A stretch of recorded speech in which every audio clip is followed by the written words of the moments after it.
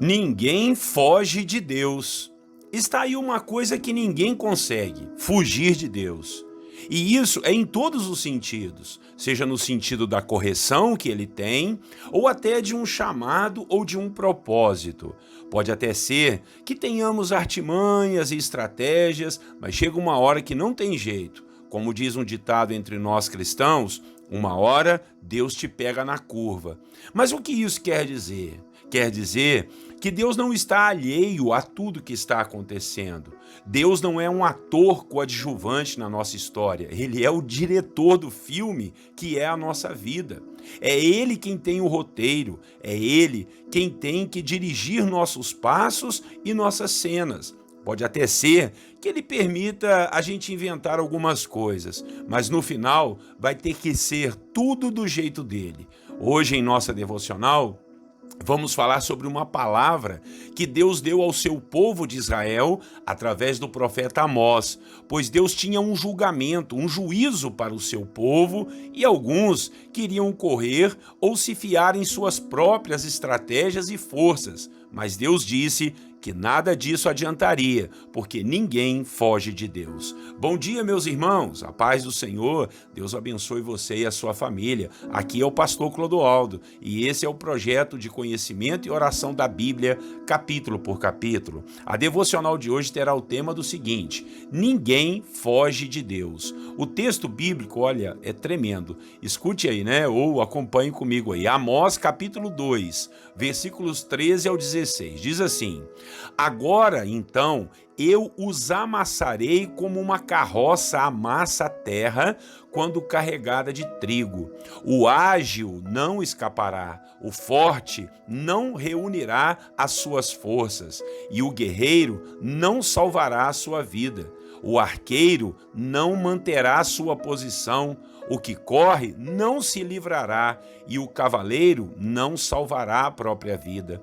Até mesmo os guerreiros mais corajosos fugirão nus naquele dia, declara o Senhor.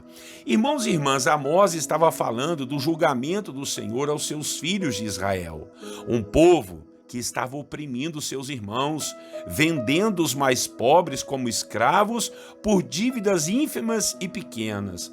Homens que estavam aceitando suborno para julgar de forma errada a causa daqueles que eram mais fracos.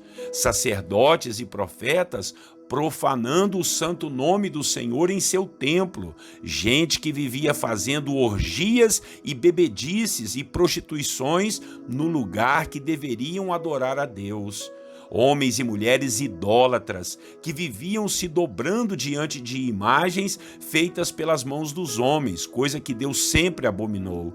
E nós podemos ver isso aqui nesse capítulo 2, nos versículos 6 ao 8.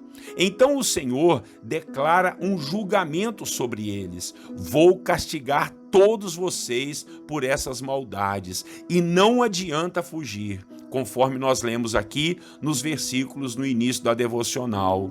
O Senhor disse que iria amassá-los como uma carroça amassa a terra quando está com um peso sobre ela. Deus disse que nem o ágil, nem o forte, nem o guerreiro, nem o corajoso, ninguém iria escapar, pois do Senhor ninguém escapa, uma hora ele pega.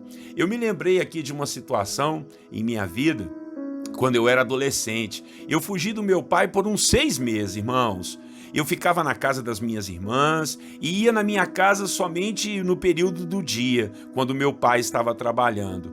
Mas um dia eu resolvi ficar e encarar o problema. Meu pai conversou comigo umas 2 horas. Eu até pensei que ele não iria fazer nada comigo, mas de repente ele levantou e me deu um bom corretivo, né? Mas foi algo necessário. Eu precisava daquela correção, porque dali por diante eu realmente tomei outro rumo na minha vida. Não fiquei com raiva do meu pai. Aquilo serviu para me colocar no eixo. Eu também me lembro que quando corria das broncas da minha mãe, ela dizia assim: galinha de casa não se corre atrás. Ou seja, a galinha vai voltar para comer, vai voltar para dormir, e era ali que morava o perigo, né? A mesma coisa é com o Senhor. Não adianta querermos fugir de Deus. Uma hora Ele vai nos pegar, seja para corrigir ou até mesmo para nos usar. Por que eu falo isso, irmãos? Tem pessoas que pensam poder esconder-se de Deus, ficar ocupados com as coisas desse mundo, pensando que Deus se esqueceu do seu chamado, ou do seu propósito, ou até de uma correção que Ele tem para nós. O melhor é nos rendermos e deixar Deus fazer o que Ele tem que fazer. Pare tudo que você está fazendo, converse com Deus, alinhe sua vida à vontade soberana do Senhor, porque quanto mais você fugir, mais as coisas vão ficar apertadas, mais os caminhos vão se estreitar. Tudo para você entender que ninguém foge de Deus. É melhor encará-lo do que fugir dele. O Senhor é um Deus amoroso e cheio de compaixão e de misericórdia. Ele pode muito bem perdoar e ajustar tudo em nossa vida. O que Ele mais quer é um arrependimento sincero e um coração quebrantado e uma vida longe dos erros e pecados. Saiba disso. Amém? Que Deus nos abençoe e nos ajude a estarmos nos seus braços e na sua presença e nunca ficar fugindo daquilo que Ele tem nos falado. Vamos orar e logo depois nós vamos fazer aquele momento de fé e oração que fazemos aqui todos os dias. Acompanhem comigo a oração. Senhor nosso Deus e Pai, no nome de Jesus, obrigado por essa palavra de exortação. Como o Senhor disse para o povo de Israel, não adianta vocês fugirem, eu vou corrigir vocês, eu vou corrigir a nação. Vocês estão errando, vocês estão fazendo tudo errado, estão oprimindo uns aos outros, estão se vendendo, estão se prostituindo, entrando em idolatrias. Eu vou trazer correção, não adianta fugir. E assim, Pai, nós aprendemos que não adianta mesmo, Pai, a gente querer fugir do Senhor.